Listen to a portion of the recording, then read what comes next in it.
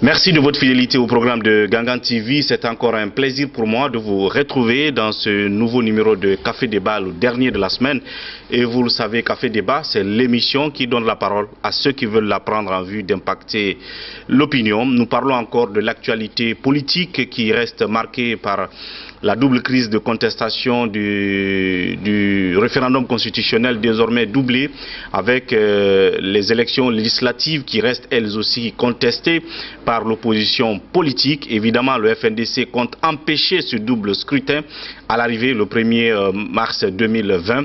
À côté de cela, il faut rappeler que bien de partis politiques de l'opposition et membres du FNDC, malgré cette réalité, vont tout de même prendre part aux élections législatives. Quelles en sont les motivations? Comment est-ce que les choses se passent et les menaces d'instabilité qui planent sur la tête de tous? C'est pour cela que nous donnons la parole ce matin, une fois encore, à Honorable Mamadou Sylla, président de l'UDG, qui nous reçoit ici chez lui comme d'habitude. Alors, honorable Monsieur le Président, merci de nous recevoir ici une fois encore. Merci. Merci de la disponibilité. Alors, pour commencer, vous êtes président de l'UDG, vous êtes membre, votre parti est membre du FNDC et de l'opposition républicaine.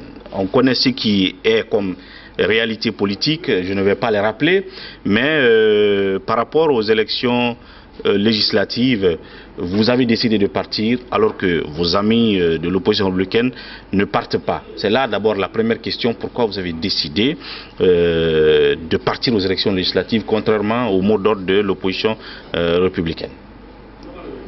Bon, je vous remercie. Vous savez, chaque parti a ses projets de société, a ses règlements intérieurs et a son statut. Donc, vous voyez, chaque parti est libre et indépendant de faire ce qu'il pense que c'est bon pour lui. Et surtout les membres à tous les niveaux, que ce soit les militants, militantes, sympathisants, autres. Donc, à chaque fois, il y a un problème, un sujet qui arrive qui est important. Et, n'est-ce pas, on se retrouve pour essayer de décider, n'est-ce pas, la décision à prendre. Donc, ce qui s'est passé, bien sûr, on a parlé avec nos collègues, bon, il y a des gens qui disent, bon, on ne part pas.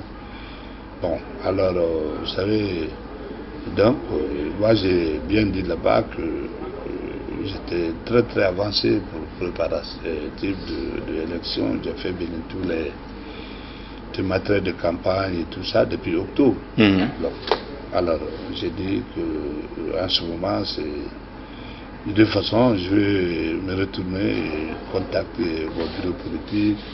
Et la base? Et à la base et tout. Donc, c'est en ce moment que, effectivement, j'ai convoqué une assemblée générale, c'est-à-dire extraordinaire même. Donc, on s'est vu et tout le monde a dit que vraiment, la majorité dit de partir. Donc, et comme il y a beaucoup qui ont donné exemple, ils disent bon, on est un parti quand même, on a créé notre parti, c'est pour aller aux élections et puis avoir de place, n'est-ce pas, soit à tous les niveaux, toutes les élections qui sont en Guinée. Donc, alors, le parti est créé pour ça, et tout parti politique est créé pour participer aux élections, pour avoir le pouvoir dans les urnes. Donc, c'est ça, il y a d'autres considérations et autres, mais c'est le principal, n'est-ce pas, raison qui a dominé. Donc, les gens ont dit, bon, le président en parle, deux fois même m'a mis en minorité. Donc, comme c'est un parti, tout le monde a droit de parole, et puis la décision de chacun est considérée. Donc, à ce moment, je me suis dit, j'ai suivi la majorité. Bien. Voilà, c'est ça qui s'est passé. Alors, on sait que dans un premier temps du processus, en parlant seulement des élections législatives, que vous étiez partant parce que vous aviez tous demandé à vos militants d'aller se faire recenser, que ce soit l'UDG, que ce soit l'UFDG, que ce soit les autres partis de l'opposition républicaine. Mais arrivant à un moment donné, ils ont constaté que le processus était en train de se mélanger, de perdre toute sa crédibilité. C'est ainsi qu'ils ont décidé de ne plus partir, surtout quand la CENI a décidé de ne plus proroger la période d'enrôlement des militants.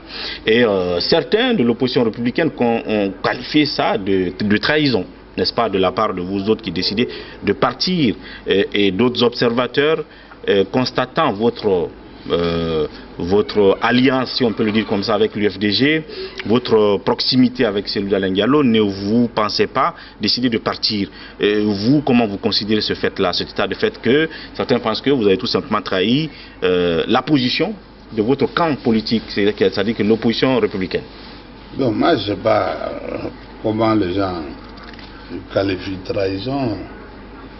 Le mot est tellement, je ne sais pas, le mot fort n'est pas là. Parce que tu trahis quelqu'un qui t'a donné le moyen ou quelque chose, tu ne l'as pas fait. Moi je comprends comme ça. On te donne, vous signez quelque chose, vous dites que moi je m'engage sur ça, je ne le fais pas, n'est-ce pas? Ou bien je te donne l'argent pour que tu fais ça, et tu ne le fais pas. Ça, on peut parler de trahison. Mais mon parti est libre, moi-même je suis indépendant, je suis libre de faire ce que je veux faire. Alors, on ne peut pas me parler de ça. J'ai parlé alliance, mais alliance qui me lie avec l'UFDG, ce n'est pas alliance électorale, c'est alliance politique. Et vous savez, les gens, tout le monde parle de gauche à droite, ils ne savent même pas ce que ça signifie. Ils ne connaissent même pas, ils disent ça seulement. Quand c'est alliance politique, ça veut dire que quelqu'un ne peut pas faire décider quelque chose sans qu'il ait l'accord de l'autre, sans qu'ils partent ensemble ou ils se retournent ensemble. Mais l'accord politique, c'est dire que bon, on est ensemble, tout ce que le gouvernement fait qui n'est pas bon, donc on va prendre des décisions ensemble, dire bon, non, on dénonce par déclaration, par le mars, s'il y en a, grève ou autre, tout ça. C'est ça, alliance politique. Bien. Ça s'arrête là. Donc maintenant, il faut dire maintenant, il a trahi qui? Qui peut me demander un franc aujourd'hui parce que il m'a donné que je ne l'ai pas rendu ou je n'ai pas fait le travail? Bien. Moi, je suis indépendant, j'anime mon parti, je finance mon parti, et point barre. Le deuxième degré de ce processus, c'est que oui, dans un premier temps, vous avez décidé d'aller aux élections législatives en constatant que vous avez déjà engagé les moyens, les dépenses sur le terrain, ok? Mais après, vous avez été surpris par Alpha Condé qui a décidé finalement de convoquer le corps électoral pour le référendum, et puis après il a couplé maintenant les élections législatives avec les référendums. Quand vous apprenez ça, est-ce que vous vous êtes dit il faut décider d'arrêter? Pourquoi, je veux dire, malgré cela, vous restez dans le processus? Est-ce que cela vous a surpris d'abord, le fait qu'entre-temps, le président ait décidé de coupler les deux élections? Écoute bien, moi, je pense que le moment que même le décret sortait, c'était un mardi. Ce jour-là, j'ai quitté même, n'est-ce pas, Kourba, je crois, de campagne. C'était le 4 avril, je crois. Février, si je me rappelle bien. Donc, on était déjà 90% de préparation des élections. Législatives. 90%. Vous voyez jeter mon argent à la fenêtre, comme ça, malgré que tout le ménage que j'ai fait, y compris faire même papier, dire que je vais me retirer et tout ça. C'était pour dissuader le président, pour qu'il sache que vraiment que, et si on part aux élections, qu'on n'est pas d'accord pour partir au référendum constitutionnel. Mais vous savez, 90% tu as financé. Et puis, se dire que le train est en marche à combien de vitesse tu veux prendre la tête du train. Ça, Dieu nous a créé, nous a donné l'esprit de réfléchir et tout ça. Mais quand tu vois que tu n'as pas le moyen de freiner quelque chose, tu ne peux pas freiner le train. Le monsieur aujourd'hui a les fiches. Le train dont vous parlez là, c'est Alpha Condé. Oui. Est-ce que vous avez été surpris qu'il ne peut pas s'arrêter? Écoute bien, moi dès le premier jour, je savais que, avant même que... parce que l'homme doit voir le bon sens. Non, le bon sens, voir qu'est-ce que ton prochain est en train de faire, qu'est-ce qu'il pense, même s'il ne parle pas. Vous savez, l'affaire de référendum, là, ça fait depuis 2 ans, on se bat pour ça. Il ne veut pas avoir de troisième mandat, référendum, non. Mais le monsieur avait tout son calcul. il a, n'est-ce pas, il a roulé, n'est-ce pas, le tapis. Et lui, c'est à quand est-ce qu'il va encore faire le rouleau compresseur, c'est-à-dire c'est un rouleau compresseur. Ou bien c'est une dame, n'est-ce pas, que le dame avec ses pions qu'il avait, maintenant à chaque fois, le moment venu, il pousse le pion. Et puis ça passe jusqu'à il va avoir le dame couronné et tout ça, et puis il va gagner. Bien. Donc c'était bien calculé. Donc alors moi, j'ai su ça il y a longtemps, depuis 2 ans, j'ai dit, ou même plus, les gens entendent dire ça, mais à chaque fois on dit, ouais, on ne veut pas et tout, lui il pousse un pion. Il marque un pion, il passe. Donc nous on crie, on fait tout. Mais regarde le nombre de décrets qui est tombé. Nombre de décrets qui est tombé entre 24 heures et 72 heures. Chaque fois on crie, il descend notre décret. L'homme doit être intelligent pour connaître. Mais nous on a dit, on a fait la réunion après. Les mêmes décisions, les gens ont dit encore maintenant, on est à 90% d'élections et de financement de campagne. Bon, l'argent là, c'est des milliards. Alors en ce moment, qu'est-ce qu'il faut faire? Le gars il veut partir, le président veut partir, quel que soit le prix. Vous avez entendu à Fria quand il a dit, celui qui veut, il ne veut pas, en tout cas, on partira aux élections de référendum. Bon. Moi, à un moment donné, j'ai conseillé à mes amis, j'ai dit ce qu'il faut faire. C'est plutôt, il faut aller au lieu de bouder ou bien faire quoi? Allons-y, voter non. On va aller massivement pour aller voter non. Si on pense qu'on est vraiment, on a la majorité avec nous, on va aller voter non. Okay? Dans les journées, on va sécuriser encore. On met les gens dans les bureaux de vote de dépouillement. Moi, je crois que ceci, on pourrait vraiment le faire fléchir et puis les jeunes allaient nous aider pour le dissuader définitivement. Mais si on n'a pas ce moyen, on dit on va empêcher, on n'a pas le moyen. Nous on a réfléchi, hein. Quel est le moyen on a? On a même dit aux autres, quel est le moyen qu'on a pour empêcher ça? On n'a pas de moyen. Le gars a de gaz seulement, il a des fusils, il a les militaires, il a le moyen. Alors comment? Il faut vraiment, il faut réfléchir pour dire que j'ai le moyen d'empêcher, oui. Mais si j'ai pas de moyen d'empêcher, il faut aller, ce que tu vas voir, tu essaies de voir ça. Un nombre de députés, c'est mieux, c'est plus intelligent que le laisser seul, n'est-ce pas, sur le terrain. Et puis maintenant, il va voir, comme les gens disent, monocolore et tout ça, il va voir tous les députés. Mais on a eu ça dans les autres pays. C'est vide en Afrique, ça n'a jamais été. Donc, on a vu ça au niveau de choses. Bénin. Bien, vous avez su, il a eu tout, et puis finalement, tous les bailleurs de fonds, la scène, tout le monde. Mais il continue à venir. Il reconnaît et puis c'est fini. Alors vous avez proposé que vous partiez voter non, mais c'est sûr qu'on ne vous a pas écouté, c'est ça? Voilà. On vous a pas écouté. Non, bon, on va empêcher, on ne va pas et autres. Mais je vois mal comment ça se passe, parce que moi j'ai fait le campagne quand même. J'ai tourné dans tout le territoire. Je sais ce qui est là-bas, le nombre de militaires qui sont sur place. N'est-ce pas? Le dispositif qui est là, c'est très fort. Bien. Hein? Donc vous pensez que Alpha Condé est prêt à tout? Non, il est prêt à tout. Ce qui veut empêcher, il est prêt à tout pour que ça soit tenu. Et d'ailleurs, en parlant de ça, il est prêt à tout, il était à Kissidougou hier. Qu'est-ce que vous pensez des propos qu'on lui prête à Kissidougou hier, où il a dit que ceux qui viendront pour casser les urnes le 1er mars, il faut les frapper, il faut regrouper des jeunes et quand ils viendront pour casser, les frapper. Cela a créé beaucoup de réactions depuis ce matin, comme quoi c'est pas la façon dont un président doit parler, il est en train de provoquer à la guerre, au conflit ouvert. Qu'est-ce que vous pensez de cela? Bon, c'est pour te dire, tu comprends, pendant que je n'ai même pas écouté ça, hein, c'est toi qui m'apprends. Mais voilà, c'est pour te dire qu'il est prêt à aller aux élections, au référendum législatif, il est prêt à aller. Donc tu ne peux pas l'empêcher. Tu ne peux pas l'empêcher. Donc nous, il faut être intelligent, ce que j'ai dit. Celui qui est en face de toi, quel est le rapport de force? Hein? Hein? C'est pas la même chose.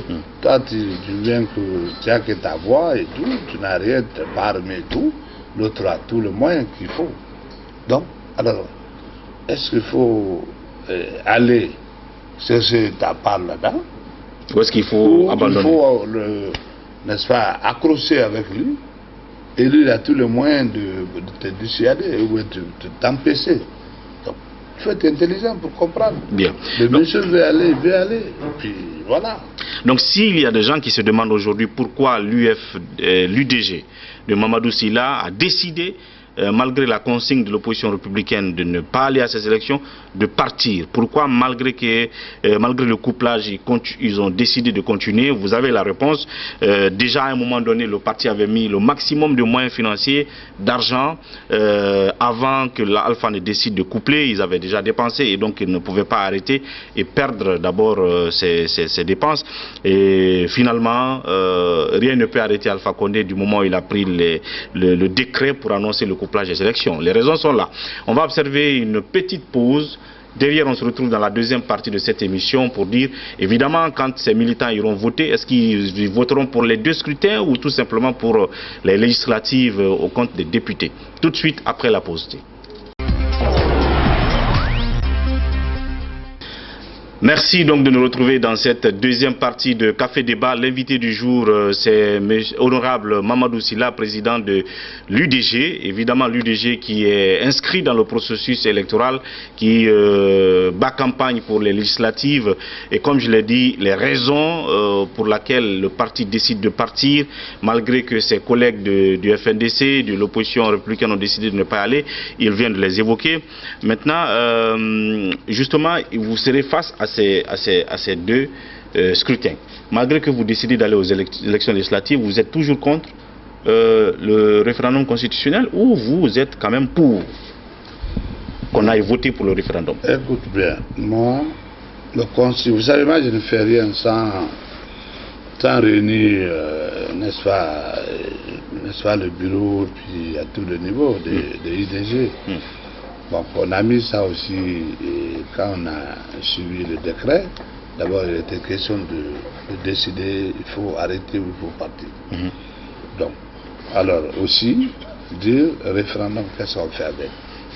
Bon, et la majorité a dit, comme on a dépensé jusqu'à là, il faut partir. Un, de deux, dire aussi à mes militants pour dire que c'est législatif qui nous concerne.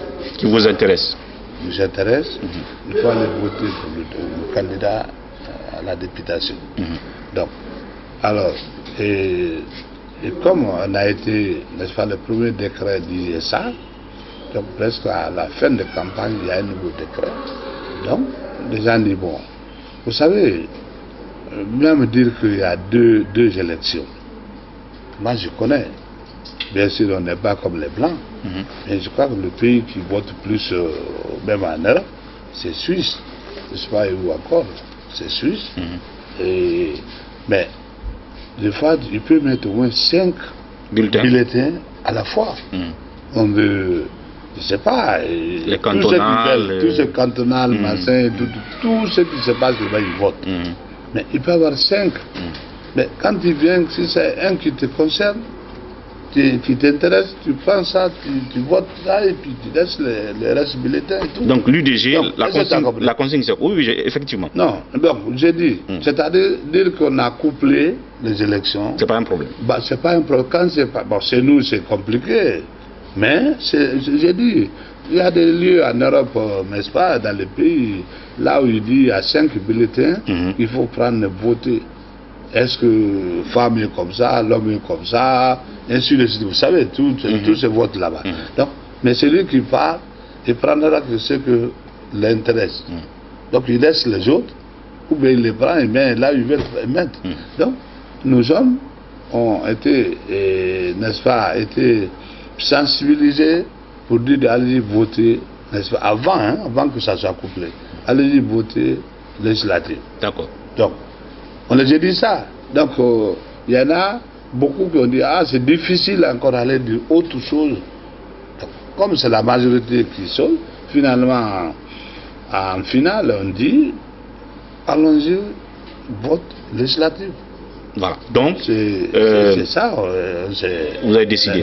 Alors, c'est comme Mamadouba Badiko, par exemple, qui aussi va partir aux élections, mais lui, ils ont décidé que leurs militants aillent prendre seulement le bulletin pour les législatives et laisser tout ce qui est référendum constitutionnel. Ça veut dire que vous aussi, c'est la même consigne aux militants. De toute façon, chacun est libre de ce qu'il doit faire.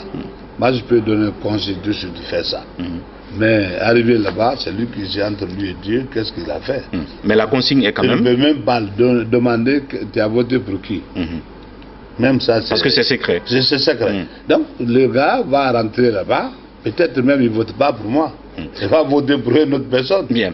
Est-ce que tu as compris? Mais la consigne quand même est que vous allez voter pour vos députés, vous laissez le référendum. Non, on a dit législatif. Donc il n'y a pas d'autres commentaires. Bien. On a dit aux gens, allez-y voter pour les législatives. Pour les législatives. Laquelle, un mois, disons 3 semaines, on était sur ça. Vous voyez? Donc... alors, à ce stade-là, est-ce que les subventions, parce que vous êtes en campagne, vous l'avez dit, vous avez beaucoup dépensé et tout, malgré tout ça, normalement, on doit vous donner une subvention aux partis politiques. Est-ce que vous avez reçu ou pas? Un seul franc. Date d'aujourd'hui, un seul franc, nous, on n'a pas reçu. Donc, je ne sais pas, même... bon, peut-être qu'on m'a dit qu'il y a la loi, qu'il y a une loi qui dit ça. Mais est-ce que... Parce que ce n'est pas la première fois que je participe quand même à l'élection nationale. J'étais candidat à la présidence, à la présidentielle. Donc, maintenant, on ne nous a jamais donné ça. Donc, or que, c'est vrai que le plafonnement par exemple de dépenses de campagne, ça s'élève à 7 milliards, je crois 300 millions. Ok. Je crois que les gens, peut-être, quand ils parlent de 30%, c'est par rapport à ce montant. N'est-ce pas? Bon, mais moi je vois mal que... Bon, je ne sais pas. Hein. En tout cas, on ne vous a pas donné, on ne vous a rien donné. Un franc. Bien. Je n'ai rien reçu. Bon, j'entends des gens dire et autres. C'est pourquoi j'ai dit ce matin des radios de la place. J'ai dit que les gens, je ne sais pas si c'est manque de moyens qui a fait, ou parce qu'on a vu beaucoup de partis, agrément égal à agrément, mais quand même mobilisation c'est autre chose. Et implantation aussi. Donc je n'ai jamais vu rencontrer aucun parti à la place, n'est-ce pas, que je ne les ai pas rencontrés, n'est-ce pas, même à Koya ici. Sur le terrain. Jamais. Donc, quand vous voyez même à la télé, n'est-ce pas, les gens, journal de campagne, tout le monde s'est contenté de faire les déclarations. Mais tu as vu qui a fait meeting. Les mobilisations, cette année, il n'y en a pas. Aller partout. Cette ambiance-là. Il n'y a que nous. Il n'y a que IDG qui a fait ça, vous suivez. Peut-être le RPG. Bon, de temps en temps, même eux n'ont pas fait quotidien régulièrement. Hein. Peut-être des points, là ils pensent qu'ils sont forts où il n'y a pas de. Il y a de sécurité, c'est ça. Là-bas ils font. Mais nous, il y en a de Benti jusqu'à Sansalé, on est passé partout. Youm et Haute-Guinée, n'est-ce pas? Et une partie de Fouta. Donc, vous voyez, on a fait, il nous reste beaucoup d'images encore qui n'est pas passé. Bon, à la RPG. Non, c'est avec nous-mêmes parce qu'ils ont dit que c'est arrêté. Bon, on avait monté 2 qui étaient prêts à passer, je ne sais pas quand, mais ils ont dit maintenant que c'est arrêté, qu'on ne passe plus, n'est-ce pas, l'image de campagne. Maintenant, c'est l'image du référendum qui passe maintenant. Donc voilà, là où d'où on a tous ces images-là, même dans les hameaux. Bien. Dans des lieux, on est parti non seulement des préfectures, sous-préfectures, CRD un peu partout, jusqu'à district, n'est-ce pas? On a fait ça, on a fait ratissage de campagne. Donc, mais les autres là, personne n'est venu. Bien. On ne voit personne dans la rue, il n'y a que nous qui passent. Donc, peut-être c'est manque de moyens, ou parce que si quelqu'un aussi n'est pas implanté, dit seulement, bon, élection est arrivée, je vais prendre, n'est-ce pas, mon agrément, c'est le bon moment, je peux parler à la télé, ou je peux me présenter et tout. Et voilà, ils font ça, mais parti, c'est implantation. Si tu n'es pas implanté, tu n'as pas le moyen de le faire, c'est difficile. Oui. Voilà. À part l'UDG qui est un ancien parti, tous les restes, c'est des partis qui viennent d'arriver. Donc beaucoup d'anciens partis politiques ne partent pas. Donc sûrement c'est ce qui fait qu'il n'y a pas cette ambiance. Encore qu'on ne leur a pas donné les subventions qui peuvent leur permettre de battre campagne sur le terrain. C'est explication aussi. Parce que si quelqu'un qui n'est pas implanté n'a pas d'argent, mais ne peut rien faire. Quand tu voyais notre cortège, quand on partait, combien de véhicules, le carburant, les personnels, je sais pas, c'est des dépenses. C'est coûté. Bon, tout le monde ne peut pas le faire autant. C'est clair. Je pense que c'est le problème. Alors, on va parler de 2-3 sujets avant de terminer. D'abord, la crédibilité du scrutin. Toujours, est-ce que vous avez toujours confiance que tout se passe bien, que ça va se passer dans la crédibilité? On est en train de distribuer les cartes d'électeurs en ce moment. Est-ce que vous constatez des problèmes ou est-ce que vous pensez que ouais, tout va bien plus ou moins dans le processus à l'arrivée? Bon, vous savez, on ne peut pas juger pendant que l'affaire n'est pas finie. Il faut aller et puis on dit tirer les leçons, voir qu'est-ce qui a marché, qu'est-ce qui n'a pas marché. Aujourd'hui, nous on est contents, la campagne a été très très bien passée. Je crois que c'est un seul lieu on nous a empêchés, mais ça, c'est lié des gens, peut-être même mes anciens membres de l'IDG. Vous savez, en Guinée, quand il y a de quelqu'un, dès qu'il a le moins, c'est contre toi, il va se retourner. Vous vous empêchez où? C'est Koya à Soj. De faire votre mobilisation? Oui, à Koya, d'abord on était autorisé, n'est-ce pas? D'abord, il n'y a pas une autorisation, même tu peux informer quelqu'un. Hein? La loi dit on informe l'autorité qui est là-bas, pour dire on les informe, ils disent ok, vous pouvez le faire. Maintenant, on vient, on mobilise, les gens commencent à, n'est-ce pas, les gens se mobilisent sur le terrain, c'est un terrain Kourouya. Donc ça veut dire que c'est le professeur de Koya qui a empêché, qui était mon directeur de campagne en 2010. Ok. Donc vous voyez, qui on a aidé les prophètes, aujourd'hui il faut se retourner contre nous. Donc, alors ils ont fait empêcher, mais l'autorisation est là, les gens sont venus et tout. Moi j'ai quitté à Kindia, je devais venir tout de suite, on m'attendait pour que je préside le meeting et tout. C'est entre Kindia, j'ai même quitté précisément à Kindia, c'est entre Kindia à Kourouya. Maintenant, mon représentant fédéral m'a appelé et on a fait mobilisation. Et maintenant, il y a le maire qui est là-bas, rural, qui dit bon, qu'il a envoyé aussi les jeunes avec le ballon pour aller jouer, pour faire de pagaille. Bien. Il y a même de pagaille là-bas.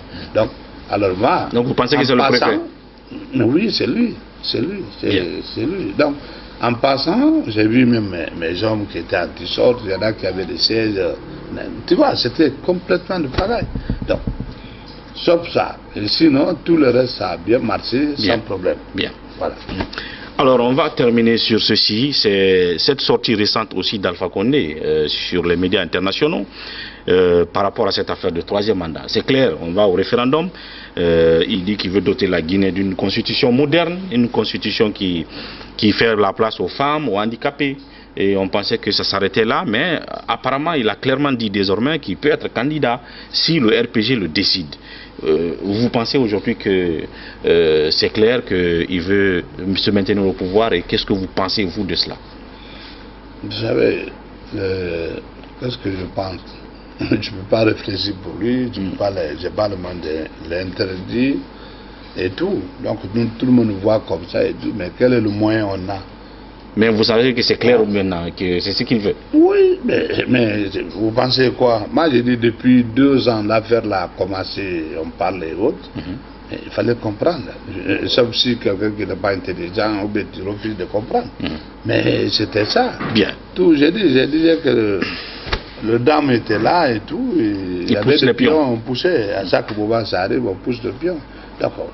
C'est ça, vous savez, l'homme a toujours ambition de marcher, sinon c'est nous tous qu'on a dit, on a décidé à l'époque, le groupe de forces vives à l'époque, donc on était tous là-dedans. Et maintenant on a dit non, c'est 2 mandats, quand les militaires étaient là, c'est 2 mandats, il faut que les militaires partent, mais quiconque vient, il ne peut pas dépasser 2 mandats. On a fait ça, de CNT à travailler dans ce sens, parce que nous tous on avait donné les membres pour appartenir à la CNT.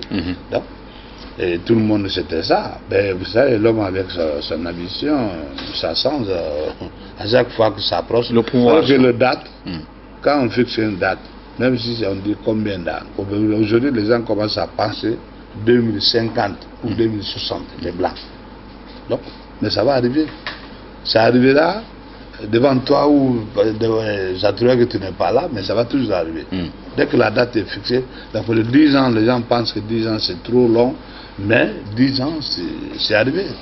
Ok. Surtout quand vous êtes au cœur du pouvoir. Voilà. Donc, maintenant, voilà, et puis l'homme est toujours meilleur même avec son ambition, toujours.